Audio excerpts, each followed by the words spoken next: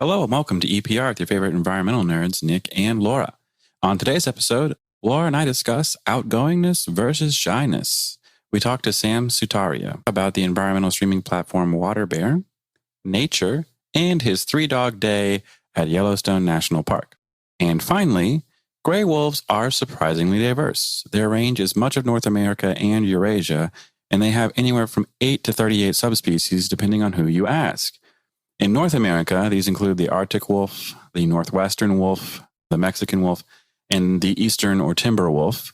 There's also a red wolf that's considered a separate species most of the time, although that's up for debate. And then we also have many old world subspecies as well, including the large Eurasian wolf, Himalayan wolf, desert-dwelling Arabian wolf, an Indian wolf, and a few other smaller species as well.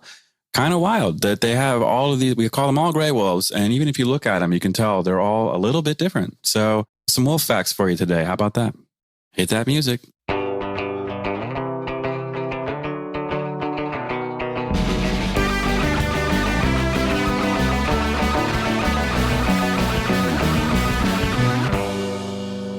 NAEP is hosting its next Regulations and Rulings webinar series on NEPA in the Fiscal Responsibility Act on June 22nd, 2023, for 3 p.m. Pacific, noon Eastern.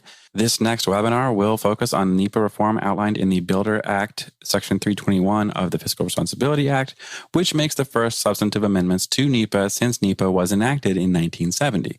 While many of the changes are drawn from the 2020 CEQ NEPA implementing regulations, there are important differences.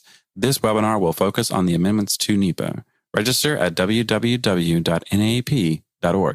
Laura isn't here today, so no funny sponsor from me. Just please do head on over and check out our sponsor options. We are over 42,000 downloads now, so it's a great opportunity to reach your target audience, and it's a great thing. So check us out at www.environmentalprofessionalsradio.com for more details. Let's get to our segment. Sam and I had 2 question conversation topics over the week, and I've forgotten both of them. I have them up. But I knew that she would write them down. One of them was about personalities and what's I remember that. Shyness versus outgoingness. New hires is what I typed out.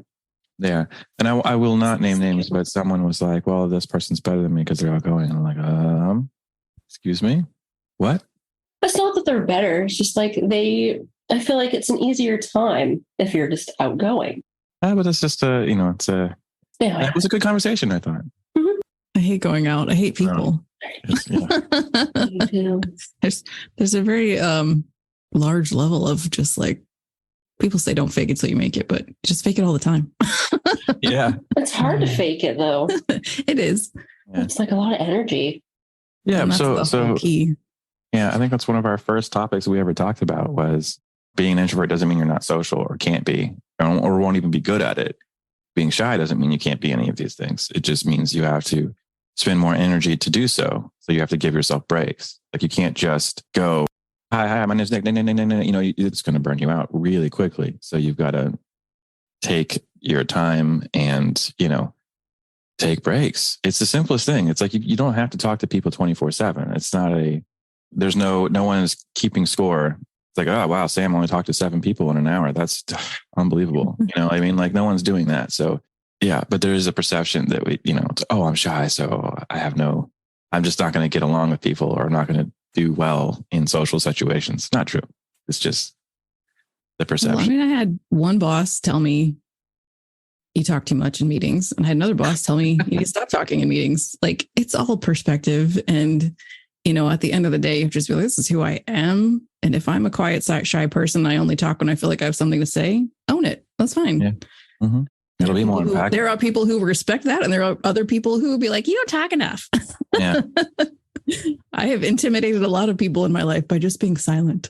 I'll hear through side channels like, yeah, I don't know. I don't think she likes me. I'm like, don't talk a lot. Yeah. I save it for the podcast. There we go. Yeah, exactly. That's totally true though. That's so funny. Yeah. Yeah. Just not even doing anything, just looking. Right. So, I mean, I think that, there's pluses and minuses to both. A lot of people that you think are outgoing are silently suffering behind the scenes. They go home and then they're really sad when they're by themselves. Yeah, that's true. And there's, like I say, there's benefits to one of the things Sam and I were talking about was that, there's this perception that being outgoing is great. And it can be, but it can also be really grating. I was telling a story about like, if you're in the field with somebody for a week, right?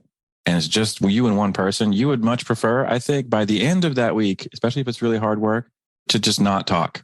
And if you're with somebody who can't stop, you're just like, okay, one more word, and this is the end for both of us. Like I'm pulling the wheel. Like we're going to go over this cliff. So there's always going to be a time where, being quiet and being, quote unquote shy is good. And even with clients, you deal with clients. Some clients like to talk, but if you also like to talk and there could be a conflict, honestly, you could be basically butting heads because your personalities don't match. And so there's lots of different reasons and ways to have different types of people in your group. You really should have a diversity of people in personality in general in your workforce. It's better, I think. Yeah. But I think in any case, it's just best to recognize and learn where your strengths and weaknesses are. And if you know that you're good for an hour at a networking meeting, don't plan to spend more than an hour at the networking meeting and don't feel bad for leaving, just do you. Yeah. You can give yourself attainable goals if you want, talk to a person, I go to a lot of events where I don't know anyone and I kind of sit back and just like have embraced being the wallflower and just observing at times. And I'll feel, the nervousness coming up, like, oh my God, I'm by myself. Or, but then I'm like, no one cares. It's cool. Just be that cool person who's like, yeah, I'm just holding down the space all by myself. Yeah. Yeah. And then, sometimes you get really candid conversations that way. Or I remember just one of my favorite conversations at a conference was just, me and one other person sitting down, just both of us needing a break. And then we just talked about that. And it was actually kind of fun. It was a fun conversation. Yeah. Cause honestly, like I say, I'm kind of in the middle on, introvert, extrovert, but like, it wears me out too. It does. Definitely does. So yeah, it was kind of funny. I remember being like, that was the best conversation I've had like in 3 days, and I wasn't trying. And that's part of it. You kind of learn some of those things too. It's just like, okay, the walls were down. So you kind of were yourself and you just learn that as you go, I think. Yeah. So anyway, even if you're applying for a job and you're feeling one way or the other, there's strengths and weaknesses around both of those things. And a hiring manager may be looking for somebody outgoing if they're going to be public facing or something like that. But if you're a shy person, you may not want to be going after a job with a lot of public facing or presentation giving things unless you plan on learning that skill. And, if you're really good at what you do, it's going to come out. Yeah. Eventually, as you go through your career, you will learn to speak about what you know, and it won't be as difficult. Yeah. Okay, cool. Well, that's, Why don't we wrap that up and get to our interview? Sounds good.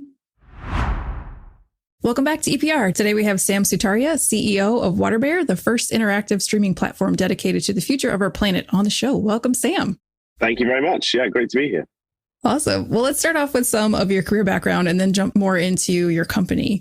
So it looks like you majored in biology and have a master's in film. So have you always been interested in creating content with environmental focus, or is that something that you just sort of fell into?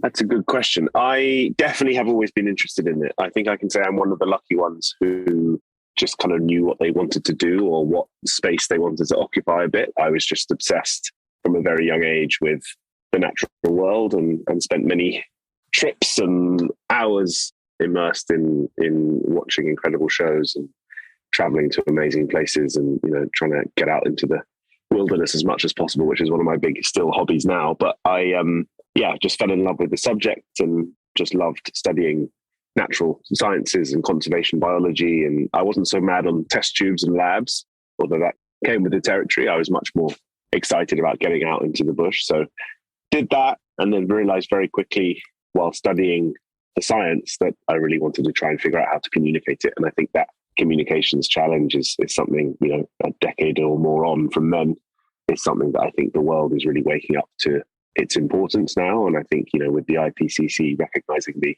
investments needed into the cultural agenda and changes in human behavior, I think it's a really exciting space and time to be working at the intersection of how we tell really great, impactful stories. So yes, it's always been my life. I'm very happy to now have a company like WaterBear, which really embodies everything I care about in the world, which is a really privileged and lucky position.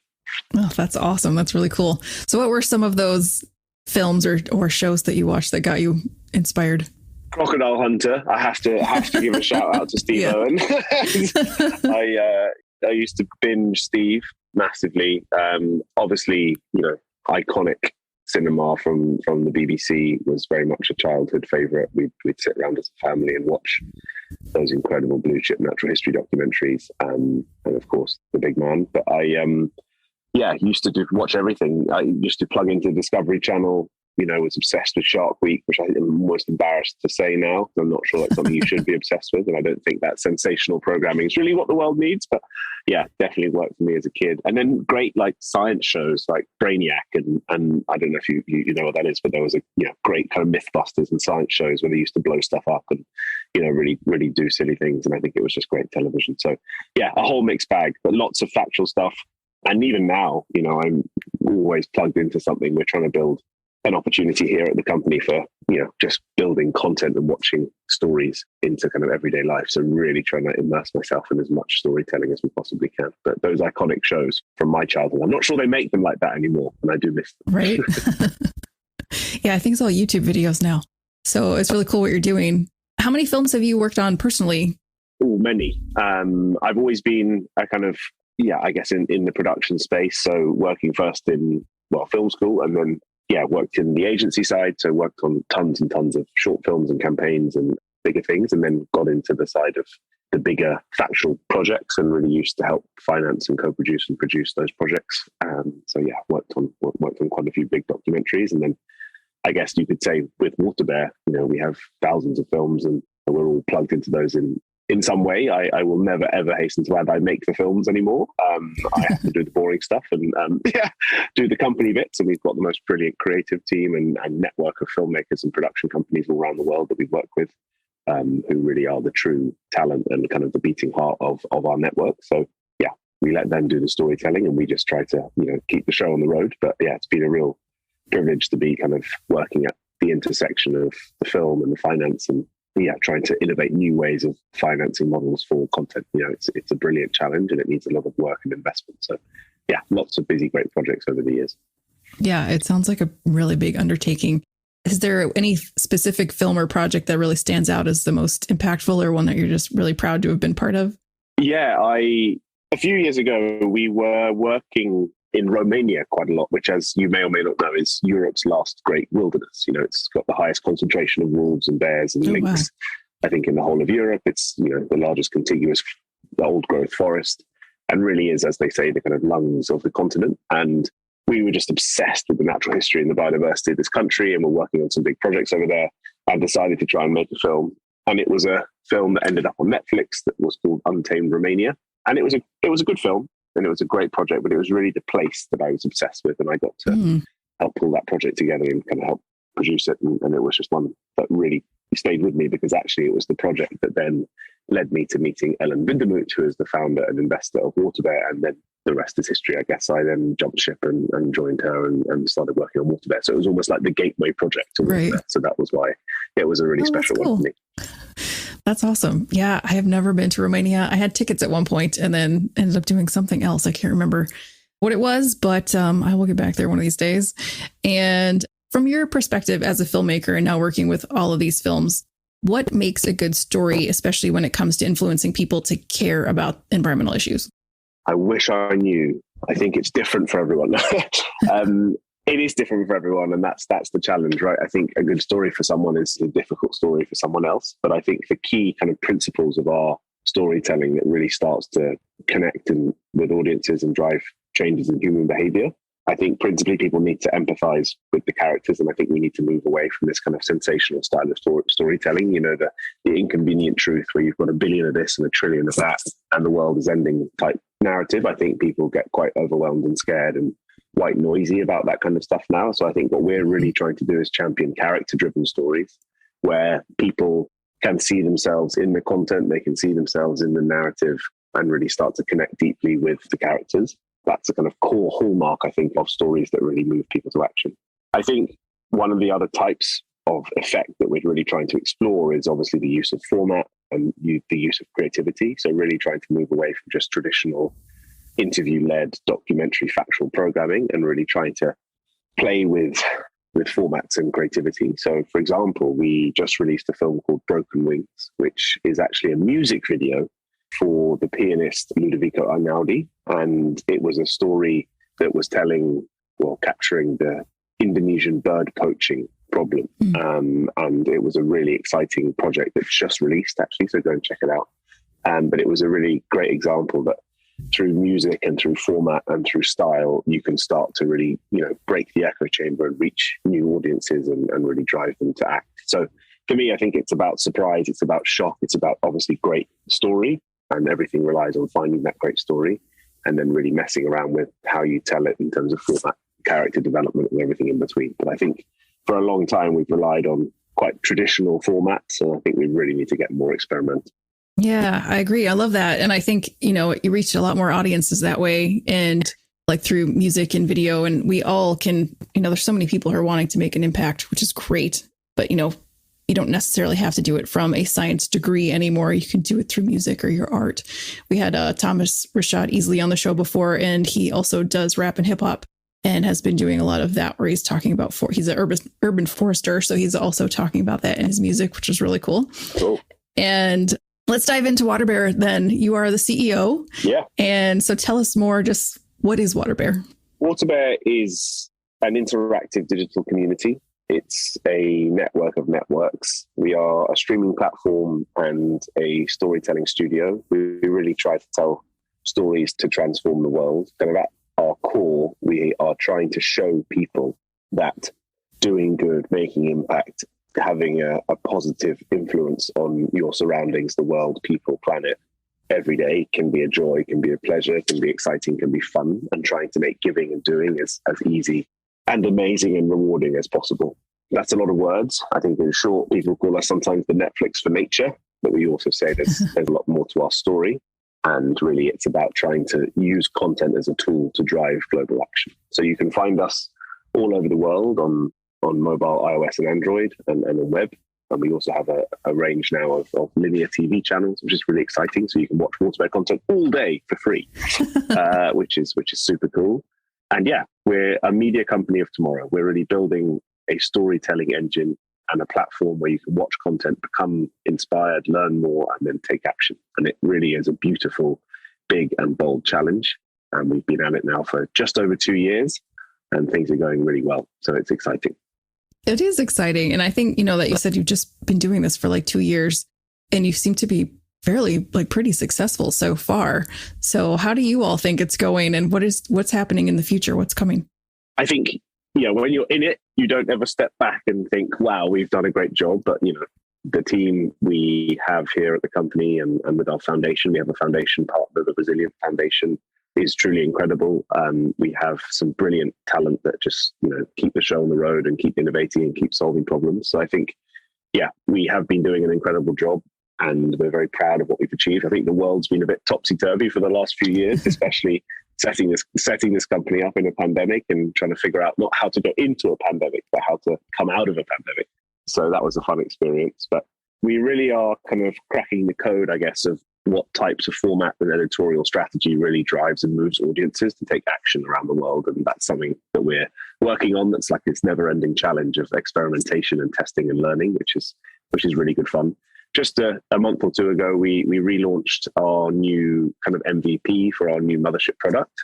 So if you were a WaterBear user before April this year and now after, you'll feel and experience something a bit different. It's really striving now towards how we can really build much more digestible and easy opportunities to take action into the user experience, which is really exciting, but still built on this core concept of a content platform, a streaming platform where you can watch great content. That's gone really, really well. And over the next few months, we're really deep diving on our audience and how we can deliver a better experience for them to really, get people motivated and out there doing stuff and taking action and watching great content. So that's really exciting. We've got some incredible film projects lining up in the studio. We're working with some incredible partners. As you may or may not know, Our model is quite interesting. We're building this B2B2C network. So we're working with a network of global brands and NGOs, storytellers and filmmakers, and bringing that all together in one beautiful content experience. So it's an exciting but challenging stakeholder management task, but we're really excited about some stories we've got coming up, some really incredible landmark partnerships that we can go into on the podcast, Laura, but there's an exciting future ahead. We've just kind of taken a big step forward into the next chapter of the company now, and we're really excited looking down the barrel of some very exciting and impactful work. That's awesome. That's really cool. That was one of my next questions is, if I am a filmmaker, can I just call you up and submit you a proposal, or do I have to be in one of these partnerships? How does you can talk more about how the model kind of works for the filmmakers. Yeah. So my mobile number, which you can call is, no, I'm kidding. So we are, please do reach out. We absolutely love conversations with our filmmaker and storyteller community. They are, in fact, the greatest kind of collaborators and stakeholders we've got. We absolutely love the conversations, the ideation, the brainstorms. The way the model works is kind of cool. What we do every month or two is we put an RFP, a request for proposals, out into the world. And we're constantly building this amazing, ever-changing slate of incredible stories. Now, WaterBear's vision was not to try and build a production studio where we were creating all the editorial and we were making those editorial decisions, but to build a studio with partners all around the world, really, who can tell stories from, a place of authentic authorship, can, tell stories from a place of lived experience, and can really start to champion voices that we haven't necessarily heard enough of in the movement so far. So that means that if you are a storyteller or filmmaker, when you do get wind of the RFP going out, please do send your ideas in. And then every round, we're looking to commission great documentaries based on what's happening in the world and what our audience is looking for, and also what our partners want. So we are co-producing and working with a range of brands and foundations and NGO partners to really bring these incredible stakeholder groups together around these projects to really kind of radically collaborate and try and get as many people and communities around the world watching our content and then taking action. So it's an exciting model. It's supposed to be one that, really is global, is diversified, is celebrating talent and building agency in communities around the world. So yeah, it's an exciting one. It's the piece of the, as you can hear from my excitement, it's the piece of the company that really gets me excited, trying to challenge preconceived notions of how to tell stories and production models and sustainable filmmaking, and really trying to get a new way of doing things into the world. Yeah, that's really awesome. Having submitted to a lot of film festivals for the work that I've been doing, I noticed how many of them have environmental categories, and there's a lot of people out there making films and stuff, and I think it'd be great for them to hear about you and just find that there's a place where you can get inspired. Even I think if you're thinking about getting into film like you were, where can I watch other people's work and see what else is going on? And then of course there are environmental specific film festivals around the world, and I know they have one in Tampa. We had Jody Mahoney on from ESF here in the Syracuse area, and that school has an actual film studio for environmental filmmakers. So I think that, if they don't know about WaterBear yet, that'd be a great connection to make. And the other thing about WaterBear that's really cool is that it's free and without ads. And it says all over the website that it's always going to be free. So can you touch on how does that work? How do you get paid, Sam? We're all volunteers, and no, I'm joking. Yes, one of the core things we really wanted to champion from day one was this idea of free access to everyone. I think it's not an original concept by any means. It's just the fact that I think these stories don't deserve to sit behind a paywall, and I think they deserve to be seen by whoever wants to see them. And so you can just sign up, become a member of WaterBear for completely, absolutely zero cost. And I can't tell you how many people over the years have said you should make people pay, you should make people pay a nominal amount, you should get a tipping model or a donation model, or do a subscription where 50% goes to an NGO of your choice. I mean, we can do all of those things. And, maybe we build an option at some point where people can contribute to the content they're seeing on the platform, like a nice kind of impact tipping model or something like that. So yeah, we're exploring those kinds of things. But for me, the kind of core fundamental principles of the network was that I want anyone, whoever you are, all over the world, to be able to access this content for free. Now, where do we make money? At the moment, we're building a value for the network in the B2B side. So we're working with our studio, and we're working with major global brands, and we're a kind of, professional content studio where we're paid obviously to produce content. We work on co-productions, we monetize that content, we sell that content. So it basically is a kind of B2B studio behind the scenes that fuels the platform. At some point, and I can't possibly tell you when, we will start to bring in interesting opportunities to, as we like to say, drive both impact returns and financial returns into the actual platform itself. And we're exploring some really cool ideas. We've got some really exciting ones. I can't say one, but I can say others. And that really is around how do we become more of a sustainable marketplace? How do we can kind of link, content and experiences and things you can do and buy, and, make sure everything on that platform is very trusted, sustainable, verified. And we've got some really exciting ideas about how we can monetize that, but in a way that really serves our customer base and serves the community and serves the planet. So there's both the kind of studio side and the content side. And obviously we do that professionally, and we make money from that. And then there's the platform side. At the moment, the platform is free, but we have some big ideas to monetize, as I would like to say, in a humane, right way, which is not how many platforms do it right now in the industry. And I think we're trying to show through our commercial model that there is a new paradigm for commercial success in media platforms. And I think if you're watching the news and looking at publishers at the moment, you can see it's a pretty tricky, choppy sea to navigate right now. I think where you rely too much a little bit on third parties, and you're always beholden to the algorithm or to other companies making decisions with your dollars, I think you might struggle. So really, community sits at the heart of what we're trying to do. And there are many ways, I think, to sustainably, financially build a community. So watch this space. That's awesome. Does that answer your question? That was a bit. And in that way, I would say you're not like the Netflix of the environment. There we go. we really have. I probably should have even said that. I get in trouble for saying that these days because it's just so not true. Our value proposition is so different to Netflix, and we don't ever compare ourselves to the big guys, nor would we. It really is a very different. We really want people to engage with our platform and our product in a very, very different way. We're not trying to get you to kick back and lean back and Netflix and chill. We're trying to get you to kind of lean in and WaterBear and act. Right. Yeah, for sure. So Nic is here. As we were talking about before, his Fridays are very busy, and sometimes he's not here on time. So Nic has joined, and so I'm going to pass the mic to him because I actually have a film festival to go to today myself, and so it's a big day for film. All right, Laura, go enjoy, and tag you're it, I guess, is where we are. And, Sam, thank you for joining us. I really appreciate it. Tag team podcasting. I like it. I know, it's so crazy. We're dedicated. We're doing it. Life always gets in the way, right? Like you have all these plans and you have all these designs and all these things you want to do. And then life's like, you know what, you're going to do today? This. And that's kind of how things go. Sometimes you can't help it. But yeah, I mean, okay, so Laura's going to hop out. But for me, so WaterBear as a name, obviously, like the first thing I think of is tardigrades, right? And that is your logo. So how did you come up with the name? Why choose tardigrades? How does that tie into what you guys are doing? Yeah, it's a good question.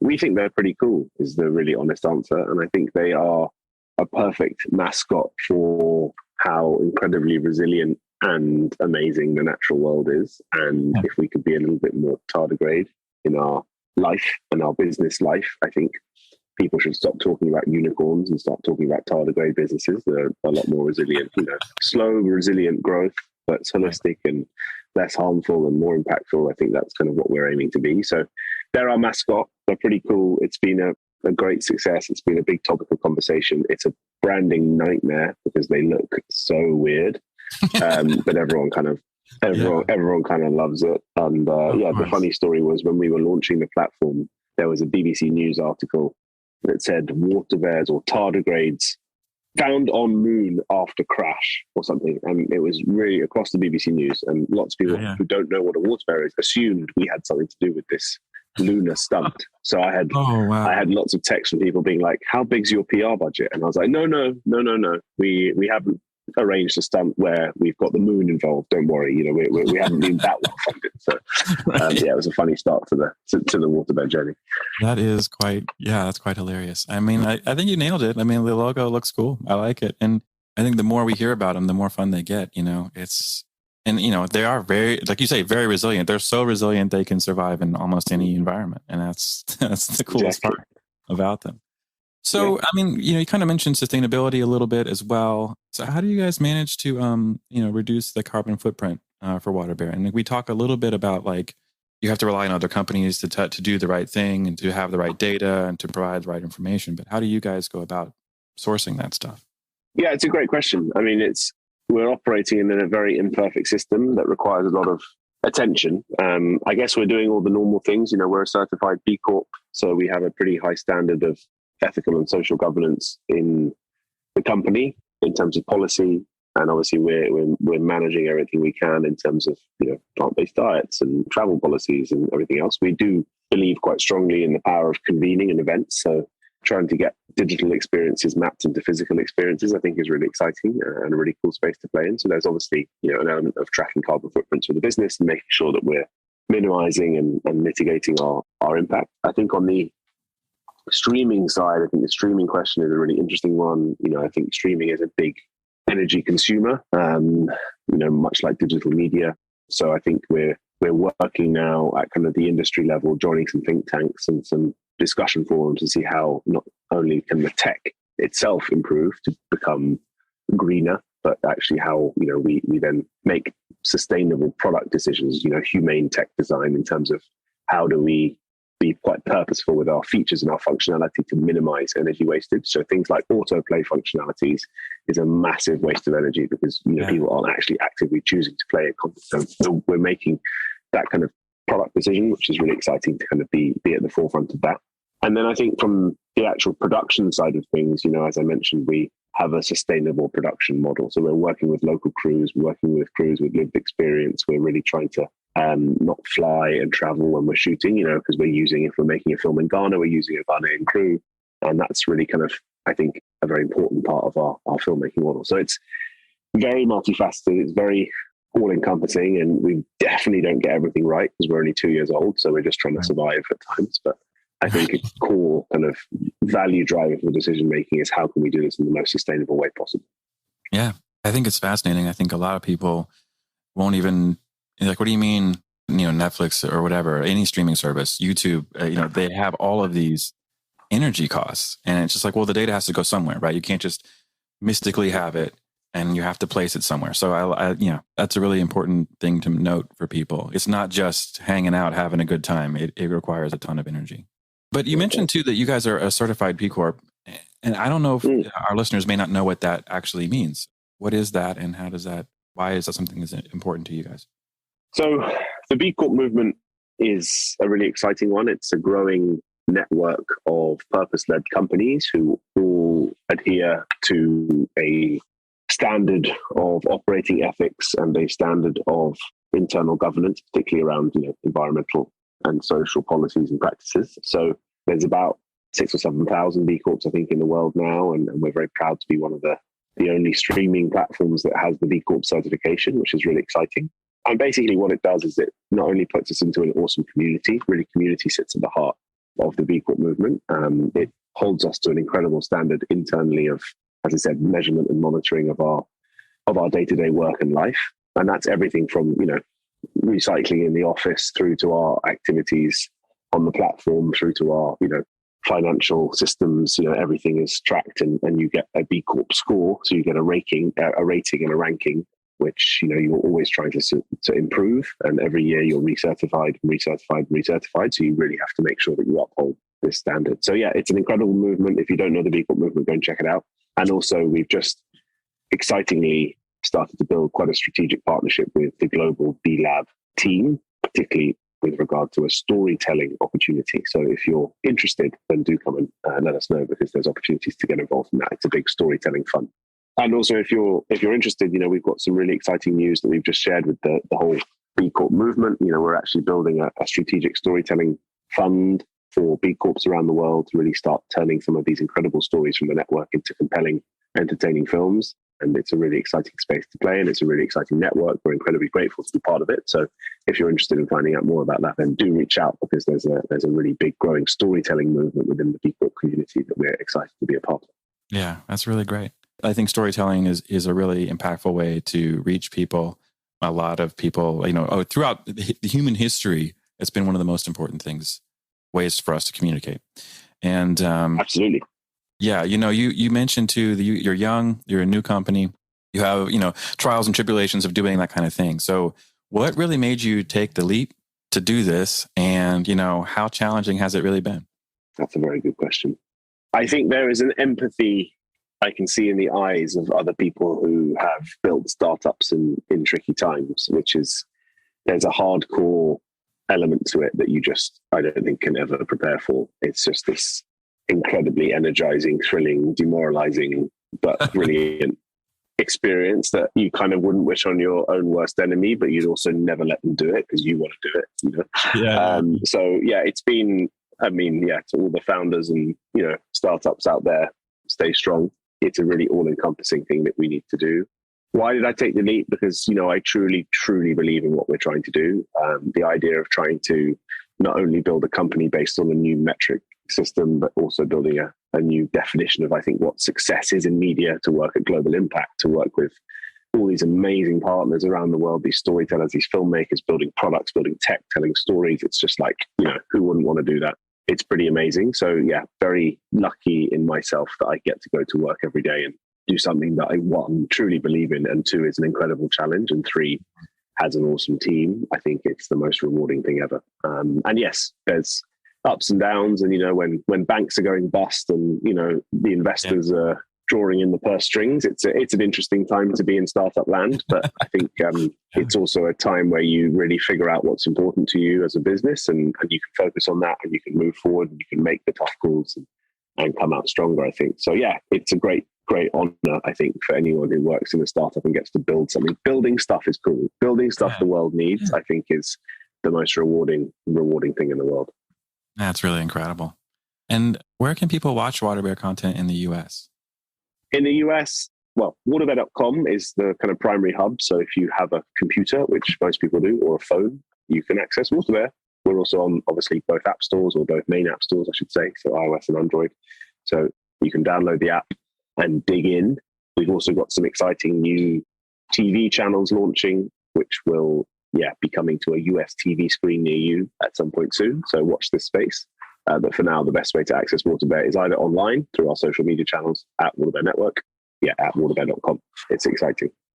Very, very cool. And so you're in Amsterdam now, right? That's where you are currently? I'm in Amsterdam, yeah. We split the team between London and Amsterdam, but predominantly Amsterdam. Okay, got you. And so have you lived in other parts of the world as well? And do you have a favorite? I know it's an unfair question to ask, but we're always curious about that, I have done a lot of work abroad. I've never lived, I wouldn't say I've ever called anywhere home apart from London or Amsterdam.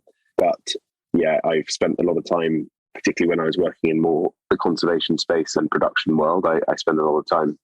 My favorite place to work or to be or just to kind of exist is probably a property in the north of Scotland, in the Highlands of Scotland, because I just absolutely love it. It's called Allerdale, and it's a project that's very special to me, and a place and a person. So rewilding projects, nature, wilderness experiences, I think do it, get it into your veins, because I think people need it more than they know. Oh yeah. And there's almost like I don't want to say a Zen component, but there's something about being out in nature and that you just don't get, in your day-to-day life, that many people don't get in their day-to-day life, I should say. So that's very, very cool. Exactly. And so, okay, you've done all these projects, you've worked all over. We do a segment on the show called Field Notes, where we ask our guests to kind of share some of their memorable experiences that they've had in the field. And so I've got to ask, you have to have a couple of good field stories based on all this work you've done. So what do you got for us? My top field story is actually an easy one.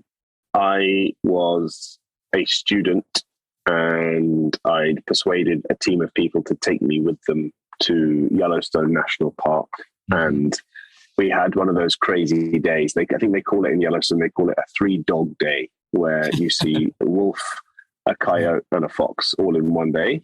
And this good friend of mine in the filmmaking world, he was very experienced and is a brilliant filmmaker, and he was just watching me completely fail, basically at kind of basic filmmaking practices because I was so overexcited.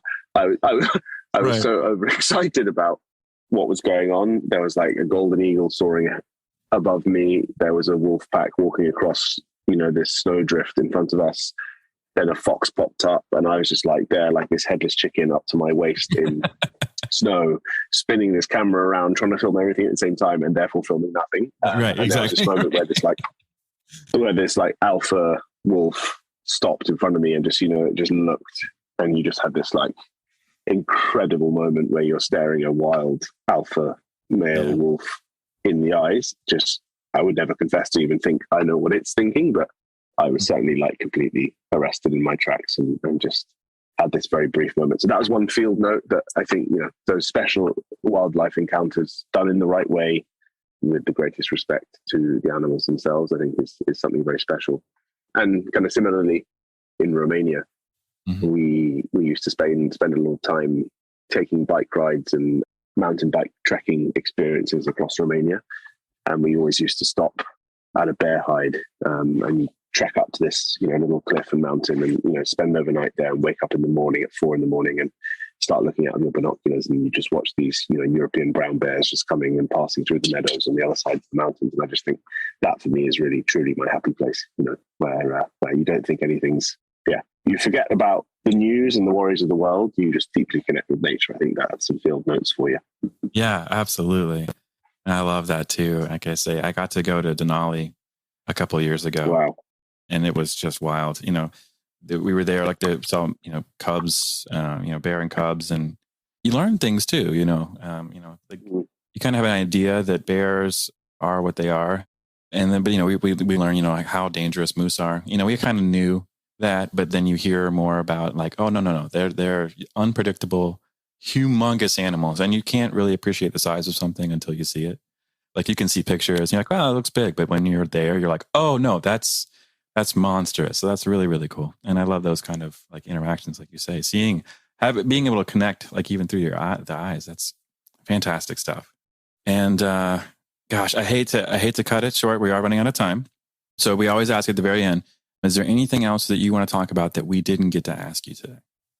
I think it's a kind of message that we always share here at the company, which is that when things feel overwhelming and you read the news about XYZ and then you see the news that AI is going to take over your life and your job, and you then see the fact that you can't even see in New York State or whatever it is right now because of wildfires, and then you see that X politician has done, it can feel really, really scary and really overwhelming. And there's, even if you don't know it on the surface, it is affecting you deep in your soul. And the best remedy for that, I think, is immersing yourself in good work, immersing yourself in great stories, and reconnecting with the people that matter to you and doing things that fulfill you and making, your life a purpose-led one. And, if that includes watching a WaterBear film or two, I think it can be quite a remedy, or so our survey says, which is exciting. But yeah, I think my lasting comment would be, although that all feels really overwhelming and quite paralysis-inducing, really go and, get stuck into good solution-driven works, and it's a miracle cure. It really, keeps you fighting the good fight. Yeah, I really couldn't agree more. That's a great message to end on. And last but not least, where can people get in touch with you?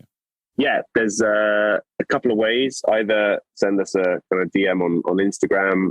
Our handle is @WaterBear Network. It's a pretty busy account these days. So yeah, please don't hate us if we can't make it back to you, but we will try. Otherwise, you can drop an email if you're a filmmaker to content@waterbear.com. Again, that's a pretty full inbox, but we will do our absolute best to get back to you. And then, my name's Sam Sutaria, and you can, find me online. And I'd love to chat to you. Okay, perfect. Well, thank you, Sam, so much for your time today. I really appreciate it. Great to get to know you a little bit. And we'll talk to you later. Cheers. And that's our show. Thank you so much, Sam, for joining us today. Please be sure to check us out each and every Friday. Don't forget to subscribe, rate, and review. See ya, everybody. Bye.